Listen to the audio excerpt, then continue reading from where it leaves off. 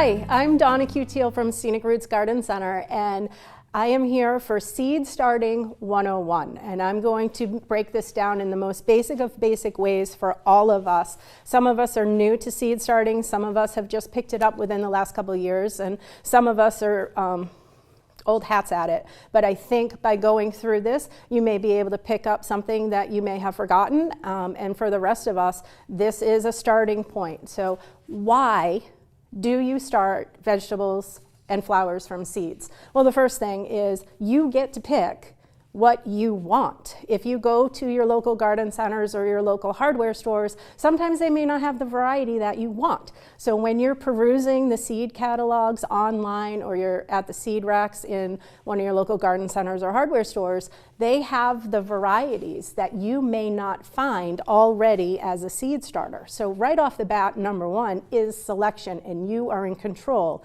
of what you grow. The second reason why you grow seeds is you get to start them from start to finish, right? You're in control whether you're growing them organically or if you're using chemicals, but you know exactly how they're grown, how healthy they are, and you're in control of what you eat afterwards.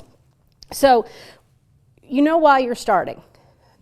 Before you start your seeds and you end up buying like 50 packets of different seeds, you need to know where your seeds are going in your yard. So if you don't have the proper space for them or the proper light, you may have to scale back on what you're planting. So think about what you want to grow. You certainly want to grow what you're going to eat. You don't want to grow something that's a fad or something that's a trend that may end up rotting in your refrigerator. So think about what you want to grow and what your space is. Most of the time, any vegetable or fruit that you're growing needs full sun. Now, full sun is 6 hours or more a day. Part sun vegetables are 4 to 6 hours of sun a day, and then shade is 4 hours or less. And there aren't any vegetables that actually like shade. So you're looking at full sun, which is 6 hours or more a day, or part sun, which is 4 to 6. So now that you've got that done and you know you have enough light, you can begin your seed starting. So you do need certain supplies to start your seeds. Obviously, you need your seeds. You need something to start your seeds in. A lot of times when you go to your stores, they have trays like this that can individually have your seeds in each one, and then you can individually pop them out. Another thing that we see are flat trays just like this that you fill with soil and then plant your seeds. I will show you that in just a minute. The other way are these peat pellets, which are actually, the soil is in here already. They act like a sponge. So this is what they look like. When you actually submerge them in water, they raise up. You stick the seed right in here, and then when it's germinated and you're ready to plant it outside, you can plant this right outside. You do not have to worry about taking any plastic off or handling them. A lot of times too, you'll see something like this in your stores that are already a kit. So they have the tray, they have the peat pellet, and they have a plastic dome that will go over the top, which actually keeps the moisture in when you're seed starting.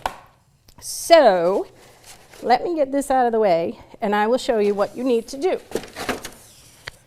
When you're starting seeds, you need to start with a seed starter mix. We do not recommend that you start with a potting soil. A potting soil could be too heavy and actually have fertilizer in it. When you're starting seeds, they do not need fertilizer because they already have that encapsulated in the shell of the seed. They have everything they need in their seed to start their germination process. So you need a light seed starter like Espoma, Coast of Maine, Jiffy, Schultz, Miracle Grow. They all make a seed starter. That's what you want to start with. I start my seeds in a tray like this. I'll fill the tray with seed starter mix, water it down so it's moist to start. This ensures that your seed is already in contact with water, and that's what they need first and foremost. So what I want to talk about is your seed packets will have when to start your seeds. Most of them will tell you 6 to 8 weeks before last frost date, 4 weeks before last frost date. This is very important, especially here in Massachusetts and New England. Our frost date here is generally the 3rd or 4th week of May, so you want to back end that. So if it says 4 to 6 weeks, last week of May, I'm not starting a seed packet that says 4 weeks until the 1st week of May. If it says 6 to 8 weeks, I'm starting about mid-April with a seed packet. This is very important. Your seed packets are a wealth of knowledge. They'll also tell you how deep to plant your seeds.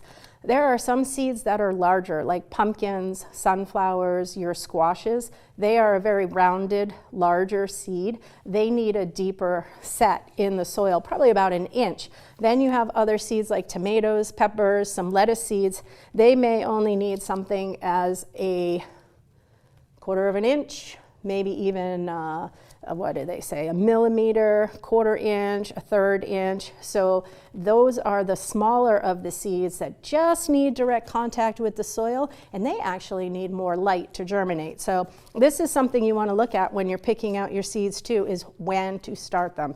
You start them too early, they end up staying inside, they get too leggy, they may get anemic because they're not getting enough sun that they need. They need to be outside at the proper time. So that's super cool for you to look at.